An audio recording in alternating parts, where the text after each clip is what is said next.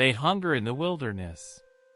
Around 3,000 years ago, the Israelites journey from Egypt toward a promised land, and their bread runs out as anxiety grows. In this hour, God begins an extraordinary provision that will teach daily dependence. Moses is the worn leader who speaks with God and speaks for God. He carries the people's burdens while seeking God's guidance. His staff marks his authority, and his heart strains under questions of provision. The Israelites are weary families and former slaves who still carry the memory of Egypt. They worry about food and survival. Their fear is practical, but it becomes a test of whether they will trust God for each day's needs. As the last bread is gone, the people begin to grumble against Moses and Aaron. Their voices fill the camp with accusations and fear. In that moment, Moses takes their complaints to God, not to the crowd. He asks why they are pressed by hunger and pleads for mercy. In reply, God tells Moses he will rain bread from heaven for the people. God explains that the people will go out each morning to gather what they need. This is a promise and a test. God will provide, but they must depend on his daily provision. Then God gives Moses rules. The people must gather a day-by-day portion, not hoard it. Some may find extra one day only to discover its spoils. On the sixth day, they must gather twice as much because the seventh is a Sabbath rest. These rules shape trust and obedience. When morning comes, a thin layer of dew covers the ground, and as it burns away, the people find small white flakes like frost. They gather and taste it. The Israelites call it manna, asking what it is.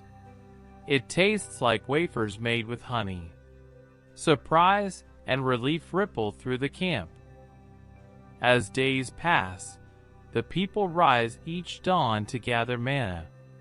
The pattern becomes their new rhythm. Gathering together teaches them to trust God daily rather than rely on stores. Elders remind the young of the rules. Some obey and some do not. The community learns dependence through repetition. But some disobey and keep manna overnight. On the next morning, they discover it filled with worms and smelling foul. The one-day experiment proves the point. God designates a rhythm, and hoarding breaks the pattern. Shame spreads as people realize the consequences of not trusting daily provision. When morning comes on the sixth day, many gather twice as much, carrying double baskets home. They obey because God told them to prepare for the Sabbath, a day of rest when no manna will fall. The doubled gathering confirms that these rules are not arbitrary, but shape life around divine rest. As the Sabbath dawns, those who go out find no manna. The camp becomes quiet and rested. For those who obeyed, the double provision from the sixth day sustains them. For the disobedient who tried to gather on the seventh, there is nothing. The pattern enforces both dependence and obedience. When Moses gathers the community, Aaron shows the jars and explains the pattern God commanded.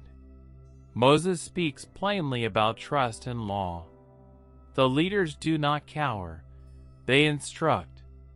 The community hears the leadership's voice and sees that provision comes with instruction, not as license to do as they please. Over time, the manna is more than food. It shapes the people's life. It becomes a test of faith in which obedience to daily dependence forms Israel's identity. Their survival depends not only on supply but on willingness to live by God's rhythm and to trust His provision each morning. As the name manna spreads, the people recognize it as a gift from God. The leaders remind them, "It is the Lord who gives bread from heaven." This naming helps the nation remember its dependence and the fact that their journey is sustained by divine care, not by human cleverness alone. Yet amid provision, the people still remember Egypt. In that memory, God's provision reframes their past. They are no longer sustained by forced labor, but by divine generosity. The manna becomes a tangible sign that the journey toward the promised land is guided and supplied by God. In the weeks that follow, reactions diverge. Some test God's patience by demanding a return to meat and old comforts. Others quietly grow in trust, accepting the daily rhythm. The episode exposes the people's hearts. Provision can soften or harden faith depending on how it is received. Later, Moses commands that a jar of manna be placed before the testimony as a memorial. In that act, the daily provision becomes a lasting sign. God provided then and remembers. The jar will remind future generations that God fed them in the wilderness and set a pattern of reliance. Gradually, the story reveals a theological truth. God provides not just abundance, but a daily sufficiency that trains trust. The manna teaches that life with God is lived one day at a time, that obedience to His pattern is as important as the gift itself. In the end, Exodus 16 teaches that God provides daily for His people and calls them to trust His rhythm. The manna is a sign that sustenance is given day by day, and obedience to that pattern forms faith. If this story moved you, like the video, subscribe to the channel, and tap the bell so you do not miss the next one.